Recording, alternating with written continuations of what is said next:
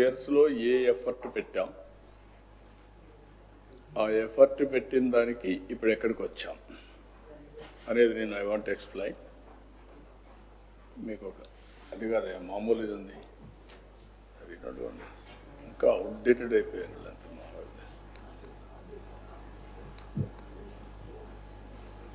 Government ఎప్పుడు కూడా లేట్గా ఉంటుంది. ఇప్పుడు nowadays governments are better private.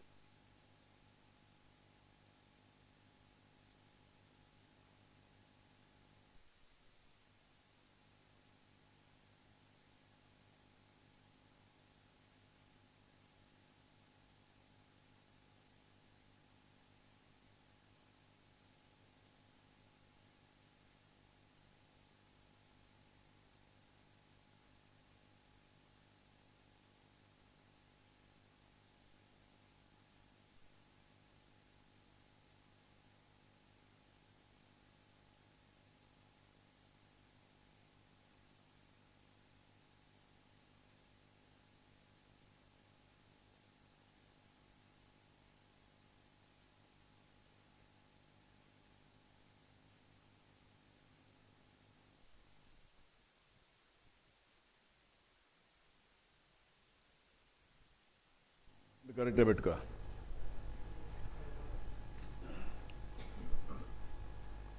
ఈరోజు నేను ఇచ్చే ఈ ప్రజెంటేషన్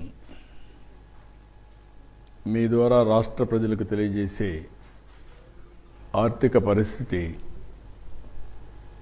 ఇది ఒక హిస్టారికల్ ప్రజెంటేషన్. ఒక బాధ్యత తీసుకొని పనిచేసే ప్రభుత్వం యొక్క ప్రజెంటేషన్.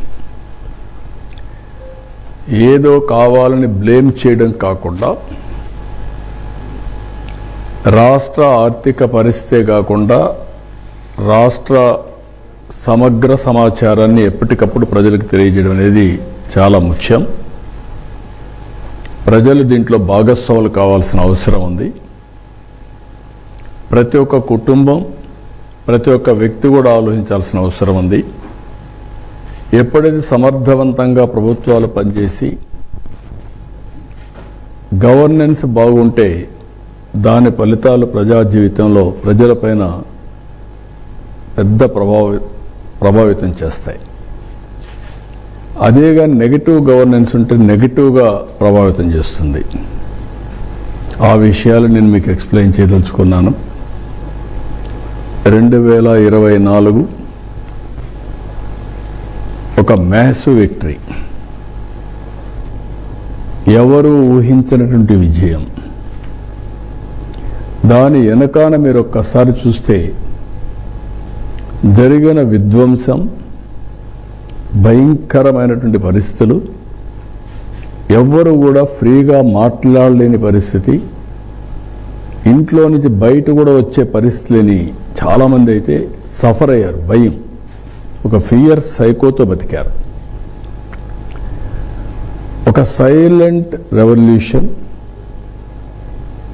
ఒక విప్లవాలు, చాలా విప్లవాలు చూసాం. 1982లో ఫస్ట్ టైం ఎన్టీఆర్ పార్టీ పెట్టినప్పుడు ఒక విప్లవం. పార్టీయే లేదు, ప్రజా తిరుగుబాటు. అక్కడి నుంచి మేము గెలిచింది అప్పట్లోనే 202 సీట్లు, 200 గెలిచాం. 94 మళ్ళీ ప్రభుత్వం మీద వ్యతిరేకత, తీవ్రమైన వ్యతిరేకత, మామూలు వ్యతిరేకత కాదు.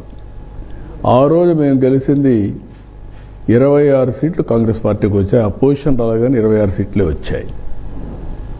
మొన్న వచ్చింది 57% ఓట్లు, 94% స్ట్రైక్ రేట్. ఆల్ ఎలక్షన్స్లో తెలుగుదేశమే ఒక ప్రభంజనం. కానీ మొన్న ఎన్డీఏ విక్టరీ అనేది ఊహించినటువంటి విప్లవం. అలాంటి విప్లవానికి కారణం కూడా మేము ఆ రోజు 7 వైట్ పేపర్స్ పబ్లిసైజ్ చేశాం. ఈరోజు ఆ తర్వాత ఎప్పటికప్పుడు ప్రోగ్రెస్ రిపోర్ట్లు ప్రకటించాలి, ఒక బాధ్యత తీసుకోవాలి, ప్రజలకు ఎప్పటికప్పుడు తెలియజేయాలనే ఉద్దేశంతో ఈరోజు ఈ కార్యక్రమానికి శ్రీకారం చుట్టాం. ఈరోజు నా ప్రజెంటేషన్ మొత్తం ఓవరాల్గా ఫైనాన్స్ మొత్తం మా వాళ్ళు ఒక 6-7 ప్రజెంటేషన్లు ఇప్పటికే ఇచ్చారు, ప్రజలకు చెప్పారు. ఎనర్జీ కానీ, అమరావతి కానీ, ఇరిగేషన్ కానీ అన్ని విషయాలు చెప్పారు.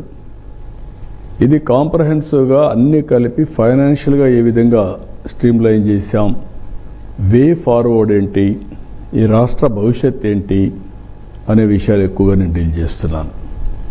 నిన్నే మీరు చూశారు, ఒక ప్రభుత్వం పనిచేస్తే ప్రజలు ఎంత భాగస్వాములు అవుతారు, ఏ విధంగా సపోర్ట్ చేస్తారు దానికి భోగాపురం ఎయిర్పోర్ట్ ఇనాగరేషన్ ఒక బెస్ట్ ఎగ్జాంపుల్. ఉత్తరాంధ్ర కదిలి వచ్చారు. అదొక ప్రాజెక్ట్ కాదు, అది వాళ్ళ కలలకు రెక్కలు, నాంది, కేంద్రం.